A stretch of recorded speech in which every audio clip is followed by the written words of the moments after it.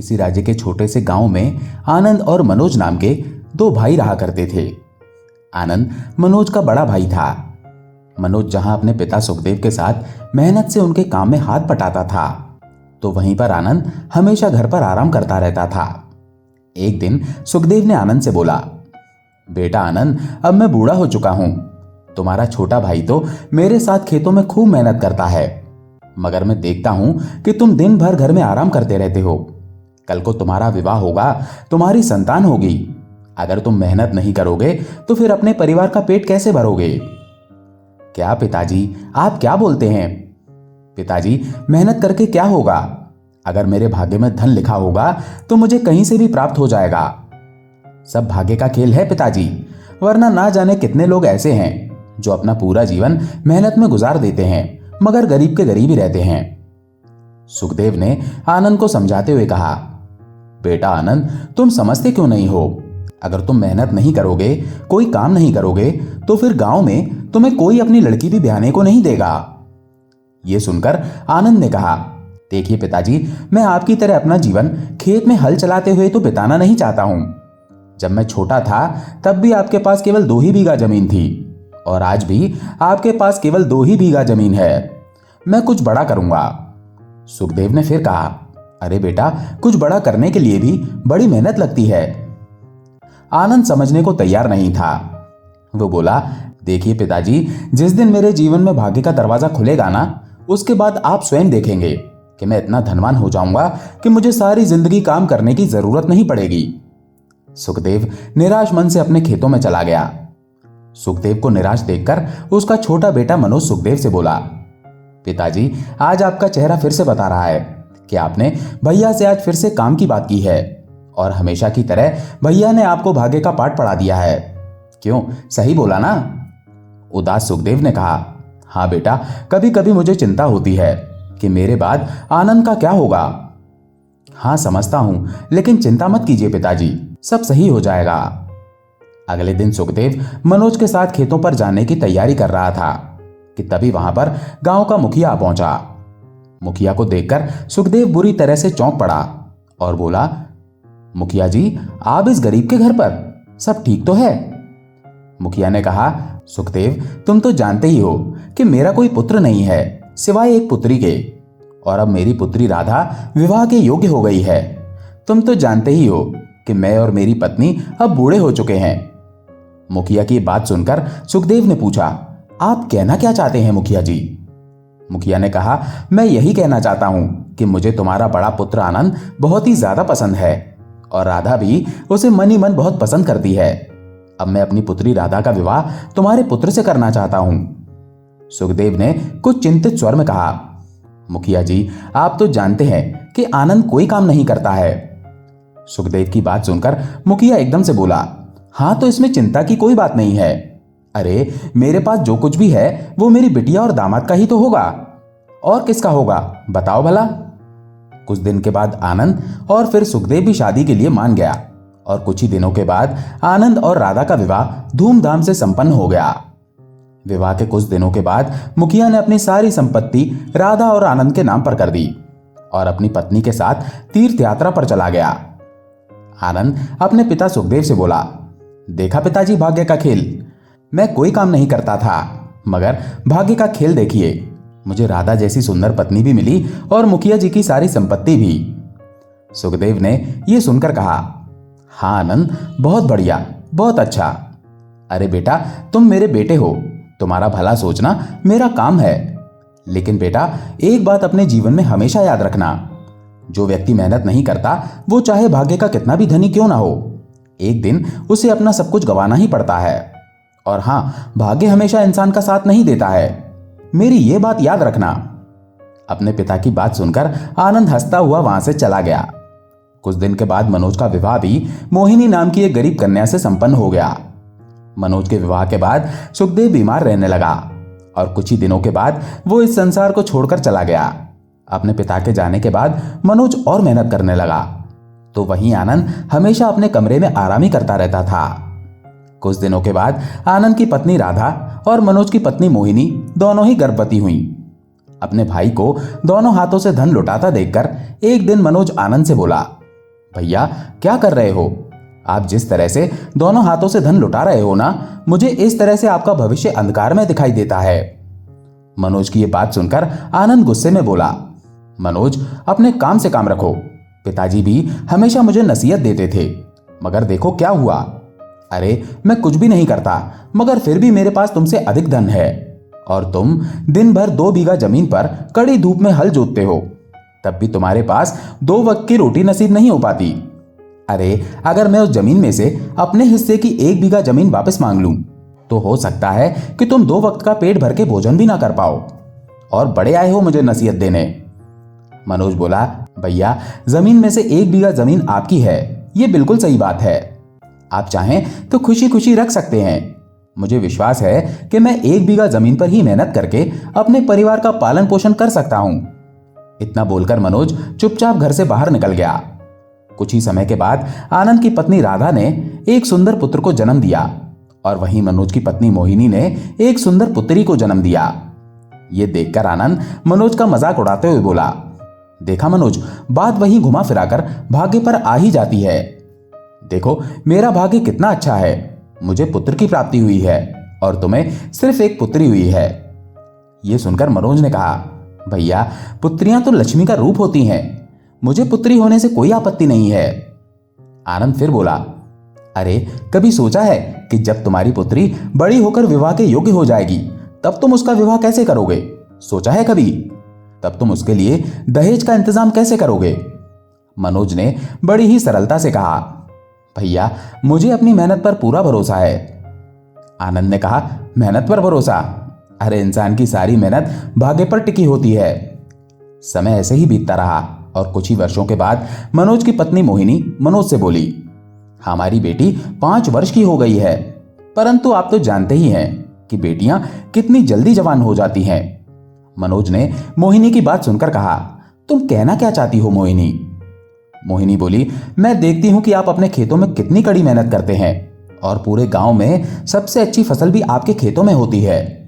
मैं चाहती हूं कि आप अपनी फसल को गांव के जमींदार को बेचने के बजाय राज्य में क्यों नहीं बेचते हैं? मुझे विश्वास है कि आपकी फसल राज्य में बहुत अच्छे दामों पर बिकेगी। मनोज ने कहा, हां तुम बिल्कुल ठीक कहती हो मोहिनी, कुछ दिनों से मेरे मन में भी यही बातें चल रही हैं। अगले दिन मनोज अपनी फसल काटकर बैलगाड़ी पर लादकर राज्य ले गया।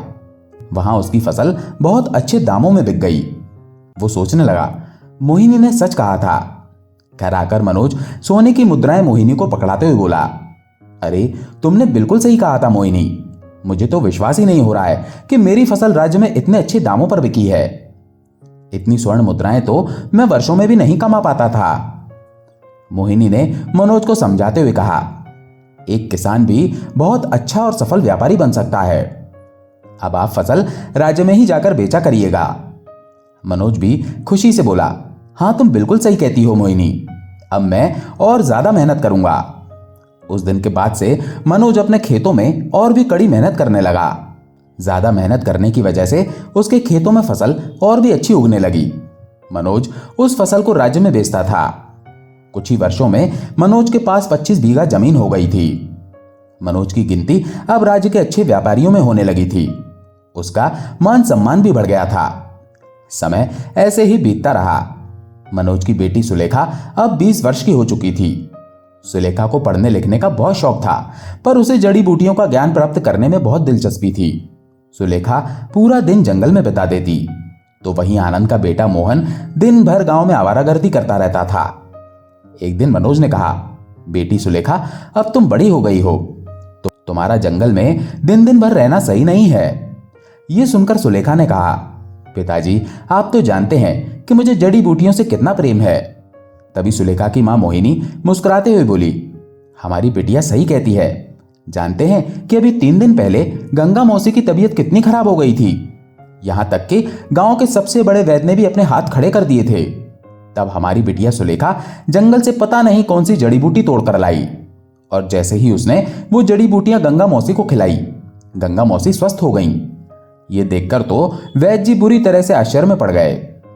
मनोज सुलेखा की तारीफ सुनकर खुश होकर बोला, कमाल की बात है, हमारी बिटिया इतनी ज्ञानी हो गई और हमें पता भी नहीं चला। तभी वहां पर मनोज का बड़ा भाई आनंद आ पहुंचा और मनोज का मजाक उड़ाते हुए बोला, भाई मनोज, अपनी बिटिया को जंगल में जड़ी बूटियों का ज्ञान प्राप्त करवाने की बजाय उसका ध्यान चूल्हे चौके में लगवा दो भाई, क्योंकि विवाह के बाद तो उसे वही करना है ना। ये क्या करवा रहा है?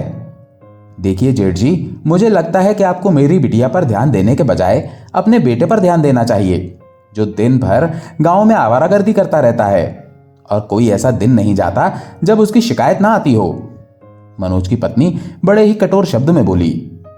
आनंद ने यह सुनकर कहा, अब लड़के तो इस उम्र में आवारागर्दी करते ही हैं। जब मैं अपने बेटे की उम्र का था तब मैं भी यही किया करता था और मेरे पिता मुझे हमेशा पाठ पढ़ाते रहते थे। लेकिन देखो, मनोज दिन भर कड़ी धूप में मेहनत करता है और मैं आराम से अपनी पत्नी के साथ बैठकर बातें करता हूं, मजे करता हूं। तब मोहिनी बोली, अगर मेरे पति अपना शरीर थकाते हैं तो उन्होंने बहुत कुछ अपनी मेहनत के बलबूते कमाया भी है। पिताजी 2 बीघा जमीन छोड़कर गए थे, मगर आज मेरे पति के पास 25 बीघा जमीन है।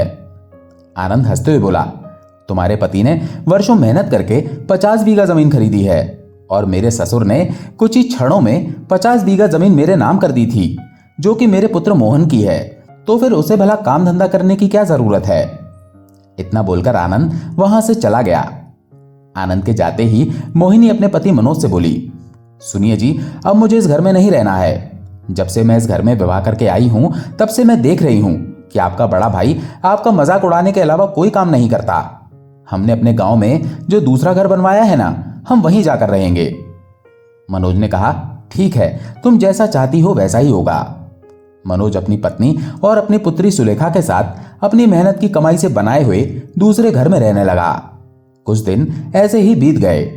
एक दिन आनंद का बेटा मोहन जंगल में ऐसे ही टहल रहा था कि तभी उसकी नजर एक पेड़ के नीचे रखी हुई एक बहुत बड़ी पोटली पर पड़ी।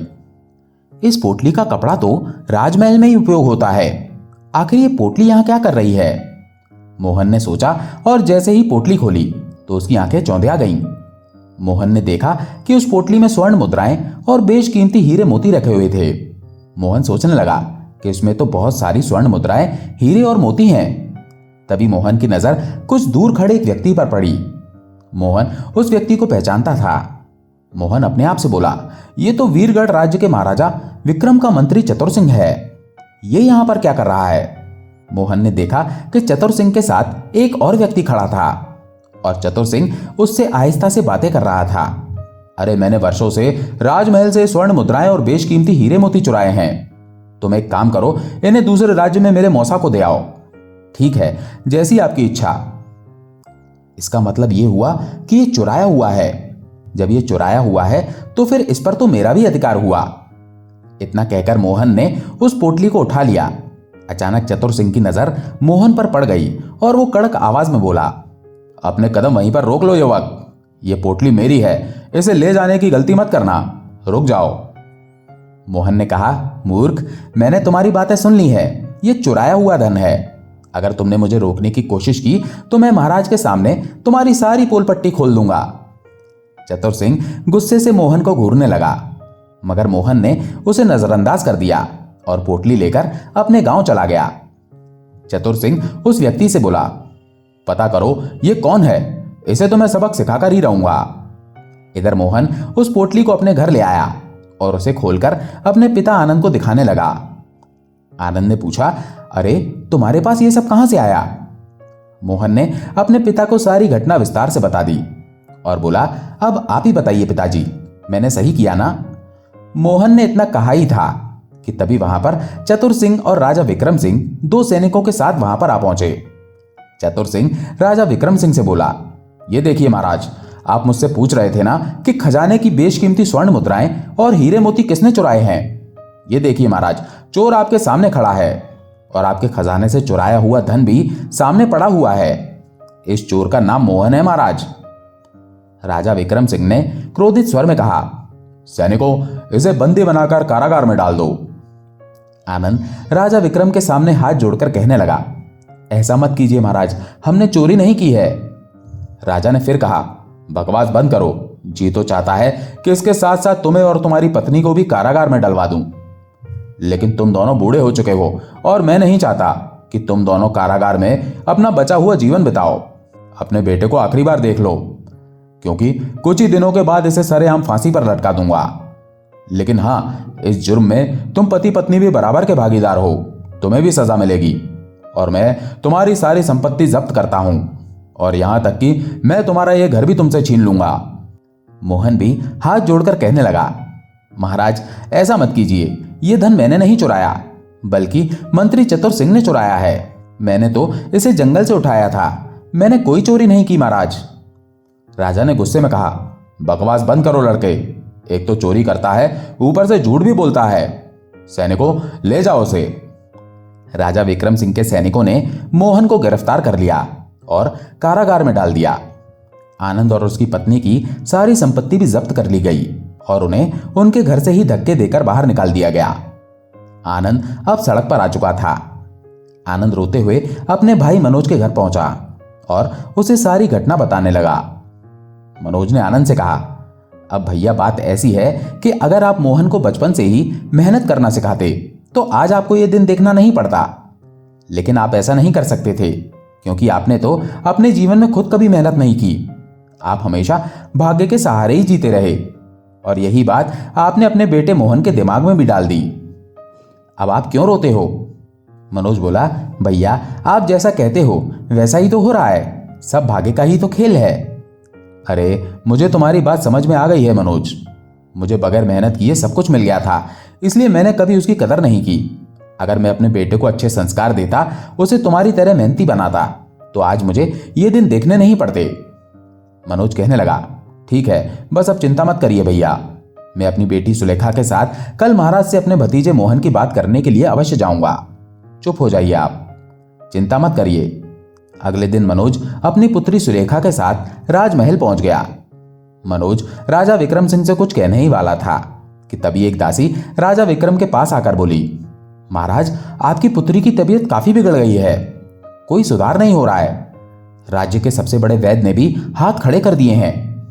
यह सुनकर राजा विक्रम चिंतित हो उठा और मनोज और सुलेखा की ओर देखकर बोला, तुम दोनों कल आना, हम तुम्हारी गुहार कल सुनेंगे।